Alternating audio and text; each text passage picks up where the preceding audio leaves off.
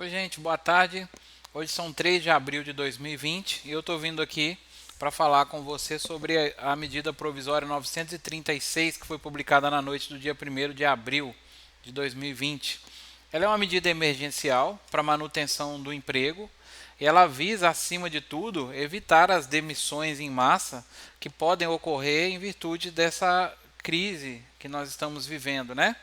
Então ela traz hoje dois dispositivos possíveis, os quais eu vou resumir para você aqui e prestar algumas orientações, sendo um deles a suspensão do contrato de trabalho, que era previsto na medida provisória 927 e logo após a sua publicação foi revogada, até porque não trazia tantos detalhes igual traz agora 936.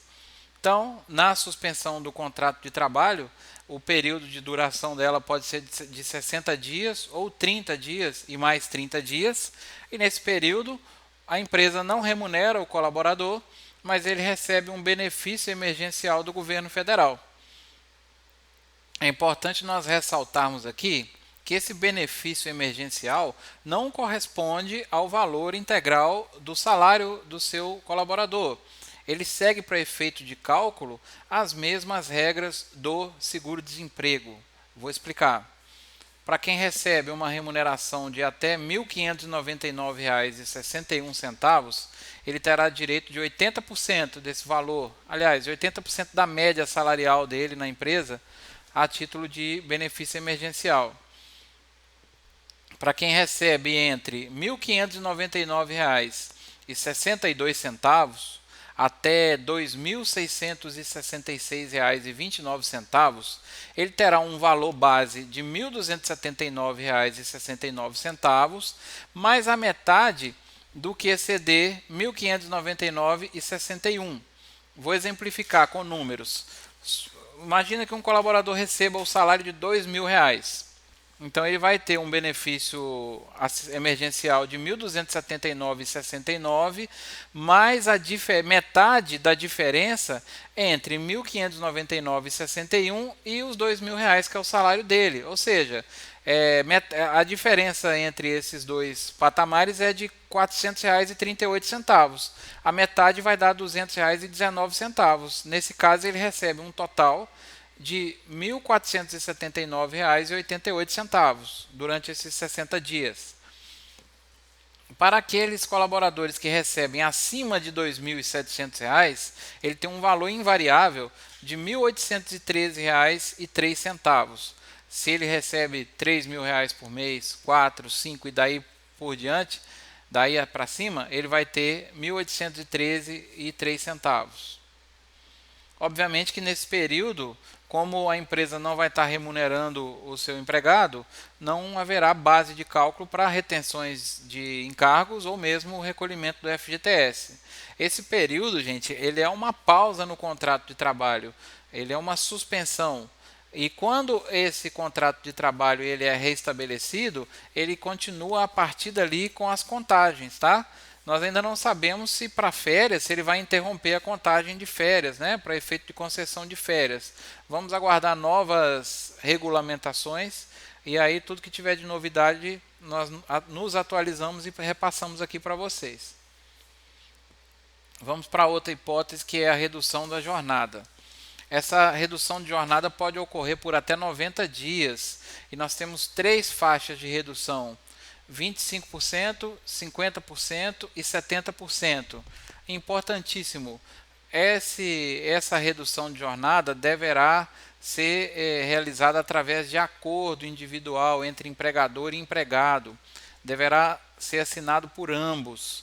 Nós ainda não sabemos, embora tenha um prazo de 10 dias para nós informarmos ao Ministério da Economia sobre esse acordo entre a empresa e o colaborador, nós ainda não sabemos em que meio o faremos. Se por meio de canal eletrônico, se por alguma obrigação acessória, se por algum programa dos que já existem, Cefip, Caged, E-Social, ainda não sabemos como é que será feito isso. Mas o que nós sabemos é que é de extrema importância você manter esse contrato na sua empresa. Inclusive, vou disponibilizar um modelo, tá?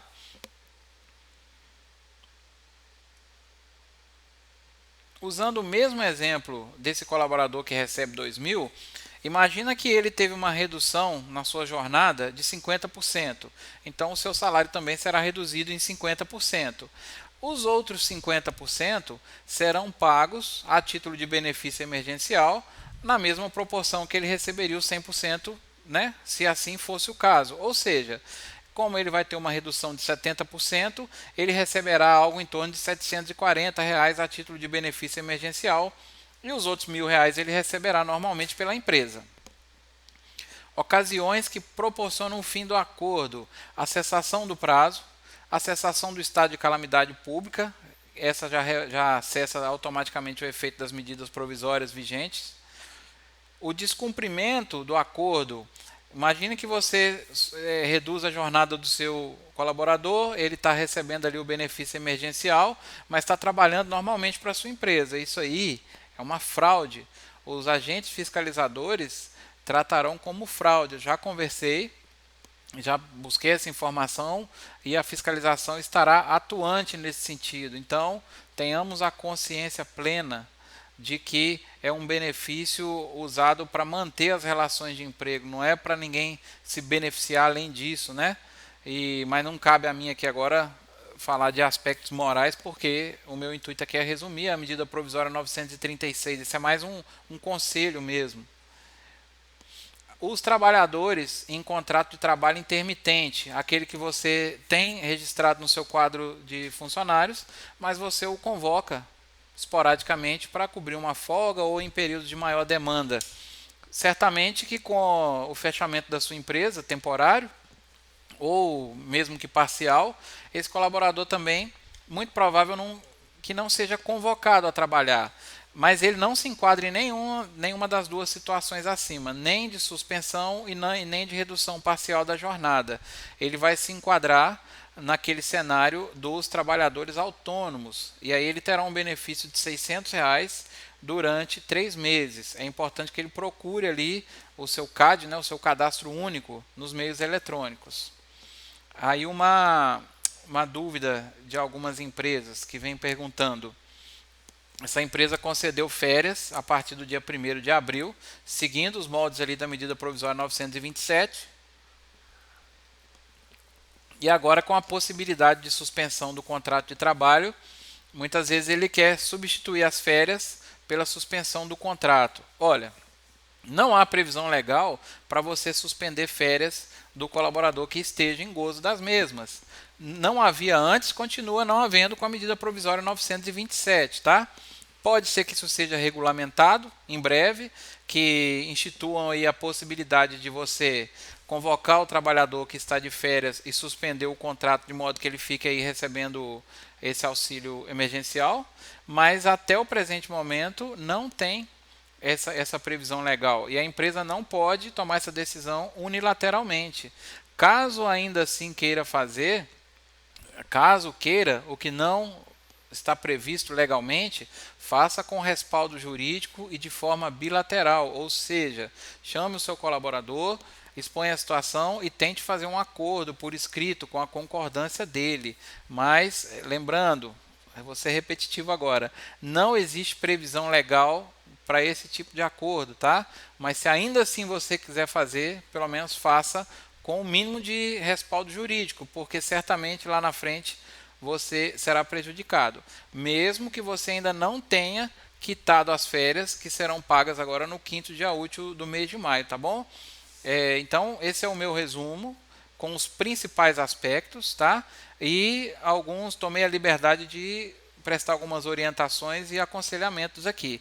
É sempre importante você ter em mente que a sua empresa, para tomada de decisões desse tipo, que você tenha uma interpretação tanto da parte contábil quanto da parte jurídica. Ambas precisam ter um entendimento nesse aspecto, porque o contador ele é muito prático, ele aplica os dispositivos, ele conhece a aplicabilidade prática dos dispositivos, mas o jurídico ele consegue evitar que você tenha amanhã um passivo trabalhista, porque ele entende essa parte de ordenamento jurídica e processual. Então é importante que você tenha o aconselhamento tanto do seu contador quanto do seu advogado e que haja uma coerência entre esses pensamentos, essas interpretações, tá bom?